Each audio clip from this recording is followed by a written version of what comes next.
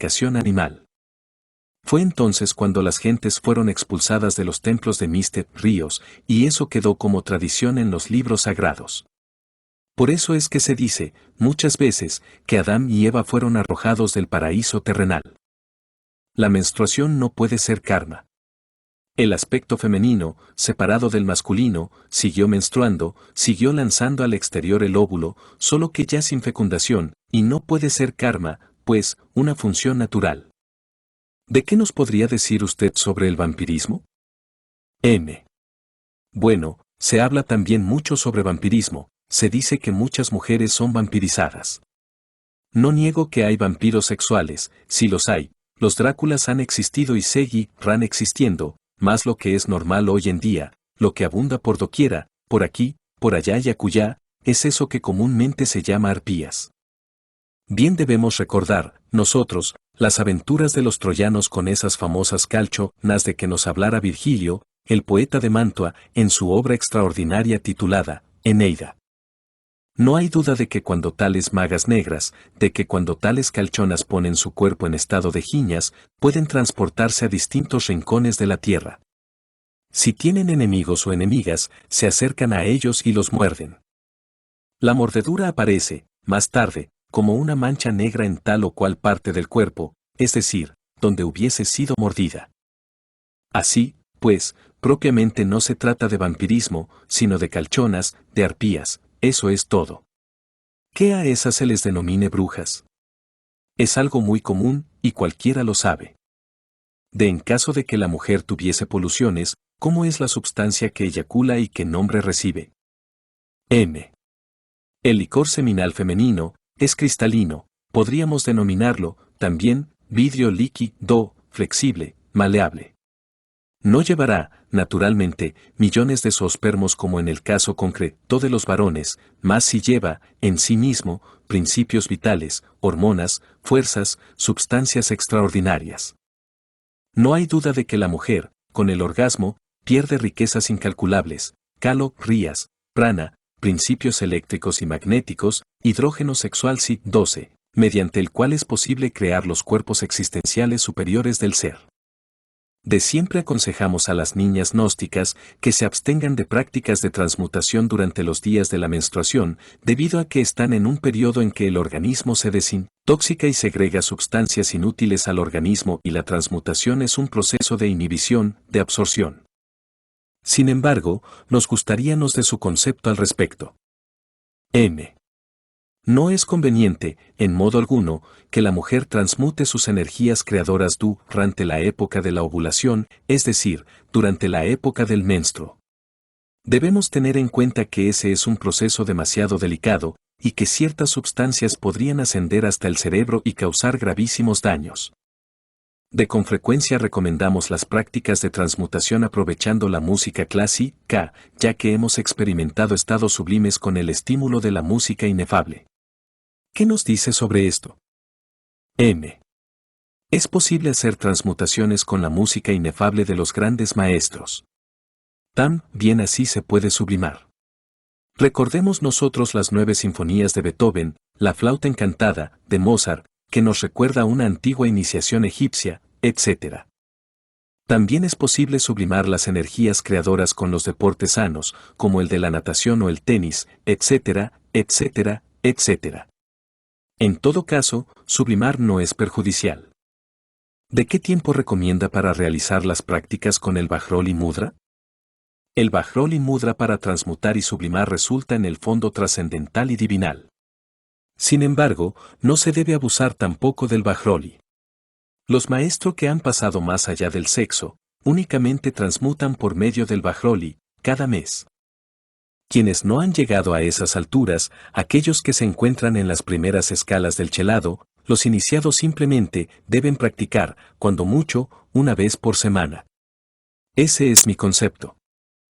Conocemos casos de niñas que en forma involuntaria realizan prácticas de transmutación.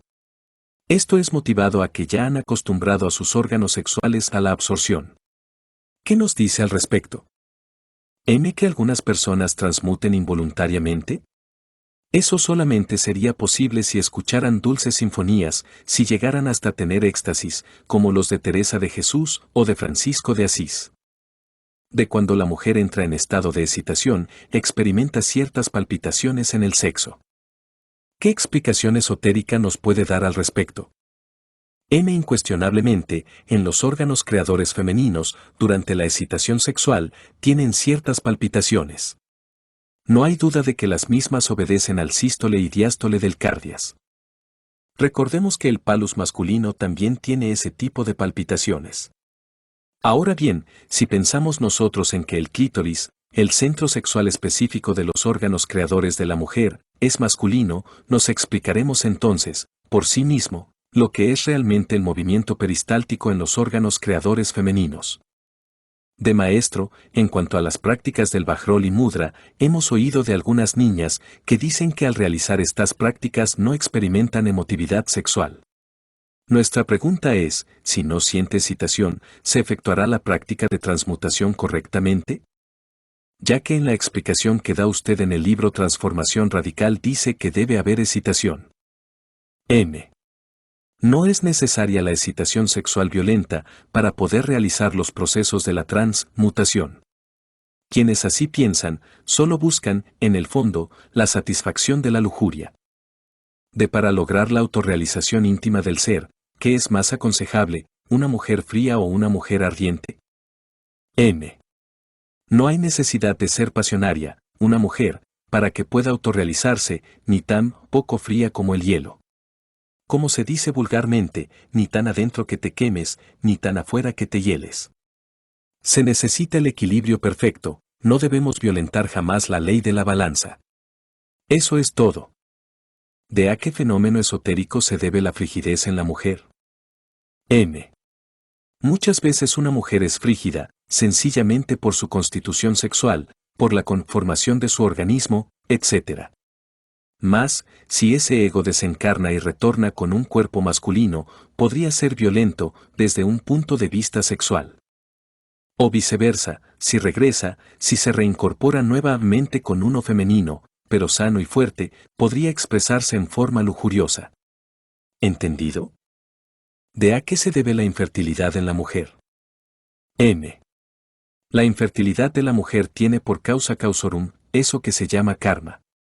Mujeres que en el pasado no supieron cumplir con su deber como madres, en sus nuevas existencias nacen estériles.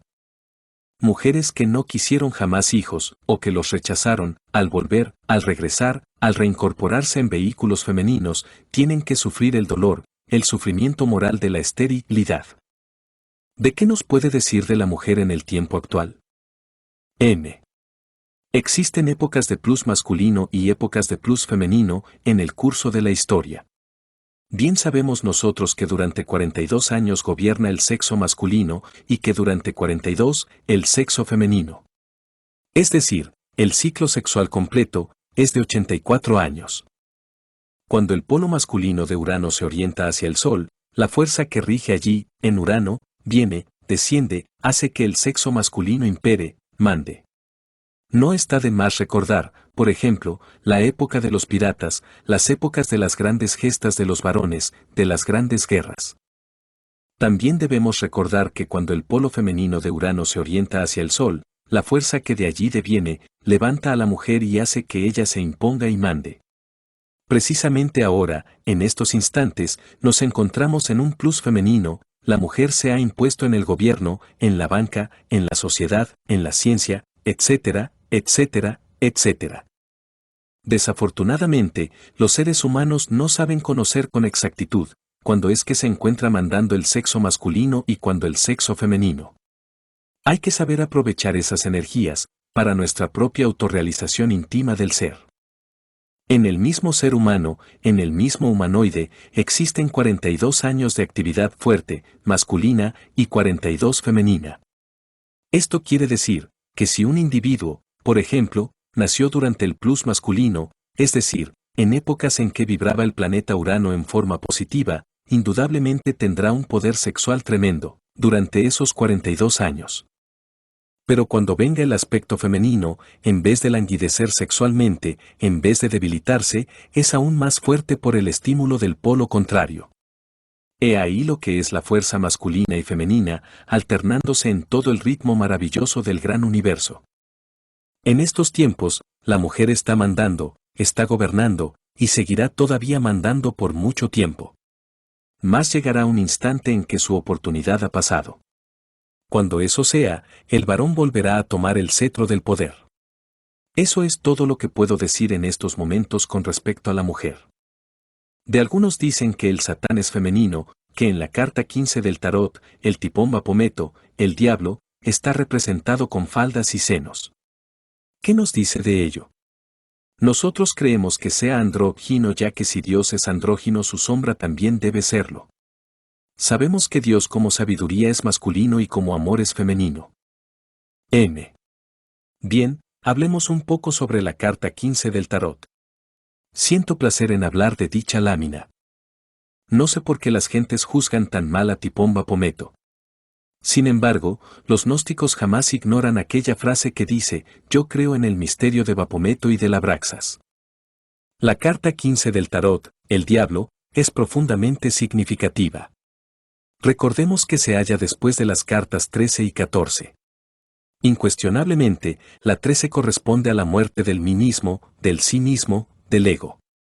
Indubitablemente, la carta 14 nos habla de esa templanza, de esa castidad, de esa perfección que resultan de la muerte del ego. Después viene la 15, que corresponde, inevitablemente, al andrógino primigenio, al misterio del Bapometo y del Abraxas, al diablo. Palabra, esta última, que horroriza a las gentes piadosas, pero que constituye fuego extraordinario para el sabio. En la Catedral de Notre Dame de París, aparece un cuervo. Él mira, fijamente, hacia el rincón del templo, hacia ese lugar donde se encuentra la piedrecita angular, la piedra maestra, la piedra de la verdad. Tal piedra tiene una forma, sí, terrible, con cuernos que horrorizan, el diablo, pavor de muchos pseudoesoteristas y pseudo-ocultistas. Los alquimistas medievales dicen: quema tus libros y blanquea el latón. ¿Por qué el cuervo negro mira hacia el diablo? Porque debemos morir en sí mismos. Es necesario que desintegremos los elementos inhumanos que llevamos dentro, es urgente que los reduzcamos a cenizas, a polvareda cósmica. Así será como podremos nosotros blanquear el latón, ese latón o cobre, representado en la estrella de la mañana. Ya sabemos todos, con entera claridad, que en un día no muy lejano, aquel lucero vespertino se llamaba también Lucifer, el hacedor de luz. Si logramos, pues, que muera en nosotros todo lo que es inhumano, blanquearemos al latón, blanquearemos al diablo. Ese diablo es la reflexión del tercer logos dentro de nosotros mismos, aquí y ahora. En el pasado, fue el arcángel más luminoso, más resplandeciente del espacio infinito. Él, en sí mismo, es, dijéramos, la parte más importante de nuestro ser, es nuestro mismo ser, que hace tiempo fue luminoso, resplandeciente, maravilloso, el arcángel más excelente. Desafortunadamente, cuando caímos en la generación animal, él fue precipitado hacia el averno. Ahora es negro como el carbón, somos nosotros mismos quienes lo tenemos en ese estado de miseria. Ahora os explicaréis, mis queridos hermanos, por qué aparece Lucifer en la divina comedia metido allá, en el corazón de la tierra, llorando con sus 6 ojos, repetido ese número 6, 3 veces. Tenemos el 666, la gran ramera. Sí, él llora porque nosotros lo volvimos así como está, lo hicimos negro como el carbón. Ahora debemos blanquearlo. Eso solamente sería posible desintegrando los elementos inhumanos que llevamos dentro, desintegrando nuestros errores psicológicos, acabando con el mí mismo, con el sí mismo, muriendo aquí y ahora. Más si continuamos con nuestros errores, si andamos continuamente por el camino de la fornicación, del odio, de la lujuria, de la envidia, de la hipocresía, del orgullo, etcétera, etcétera, él continuará en desgracia. Es el Prometeo encadenado a la dura roca del sexo, el Prometeo aquel que sufrió horriblemente y que un buitre le devoró las entrañas. Sí, el buitre del deseo le tiene amargada a la existencia. Debemos tener piedad por ese diablo íntimo, particular, que llevamos dentro. Blanquearlo, eso es urgente, mis estimables hermanas y hermanos que escuchen esta cinta, es necesario que lo hagamos resplandecer. Si por algo vale la pena el libro aquel de Giovanni Papini, que se titula El Diablo, es porque ese hombre llegó a intuir